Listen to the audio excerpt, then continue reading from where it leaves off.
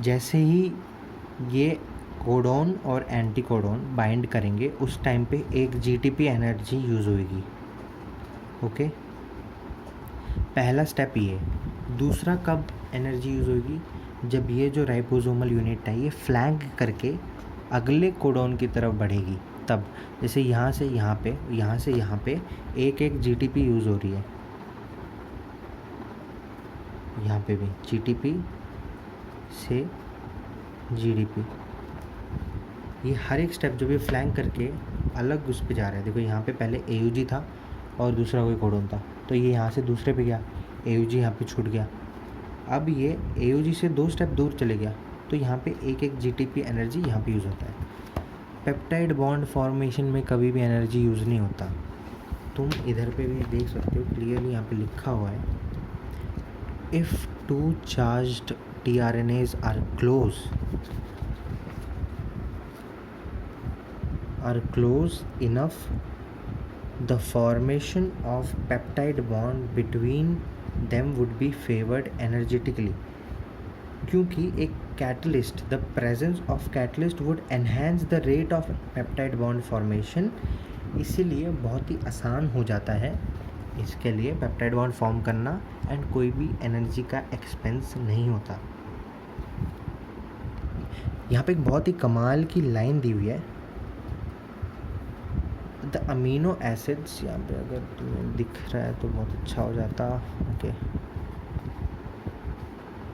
लिखा है the amino acids are added 1 by 1 translated into polypeptide sequences. एक एक करके अमीनो एसिड्स को ऐड किया जाता है और इस प्रोसेस को डिक्टेट किया जाता है डीएनए के द्वारा, क्योंकि डीएनए एमआरएनए को बना रहा है ना, मतलब डीएनए के पास सबसे अल्टीमेट पावर है, अथॉरिटी है।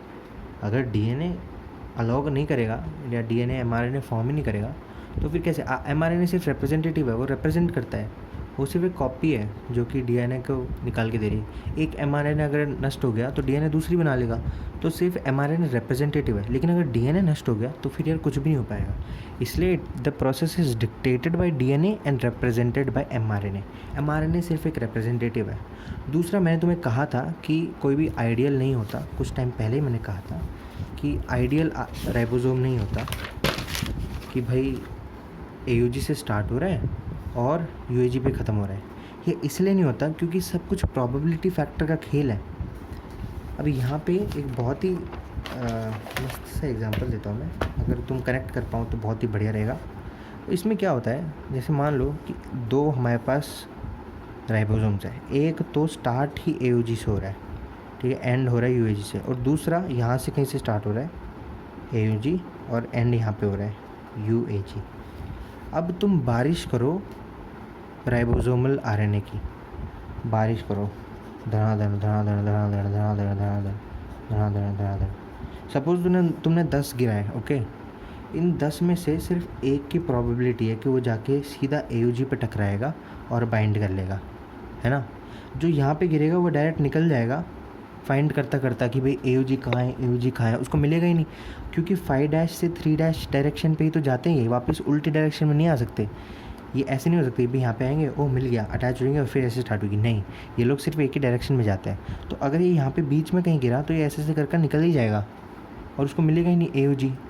लेकिन अब यहाँ पे देखो, यहाँ पे 1 2 3 4 5 आउट ऑफ 10 प्रोबेबिलिटी है कि ये इस पर गिरेगा और फिर यहाँ से फ्लैंकिंग स्टार्ट होएगी और प्रोटीन फॉर्म होगा। तो ये जो अनट्रांसलेटेड रीजन्स हैं जिनका कोई यूज़ नहीं है लेकिन वो एफिशिएंसी बढ़ा रहे हैं ना, वो चांसेस बढ़ा रहे हैं कि ये गिरेगा, इस पर लगेगा और चांस बढ़ जाएगा कि भाई ट्रांसलेशन कंप्लीट। अगर तुम इसे कनेक्ट कर पा रहे हो तो बहुत सही रहेगा। आई थिंक ये समझ में आ गया होगा कि अगर तुम बारिश करोगी राइबोसोमल आरएनएस की तो जो अनट्रांसलेटेड रीजन्स हैं उन पे अटैच होके फिर ट्रांसलेशन की चांसेस बहुत ज़्यादा बढ़ जाएंगे, क्योंकि यहाँ पे ये लोग इस डायरेक्शन में ढूंढने निकलेंगे और इनको मिल जाएगा ये। बट यहाँ पे अगर बीच में कहीं गिरते हैं तो इनको मिलेगा ही नहीं, ये सीधा बाहर ही निकल जाएंगे। इसीलिए presence of untranslated regions increases the efficiency of the process for efficient translation process.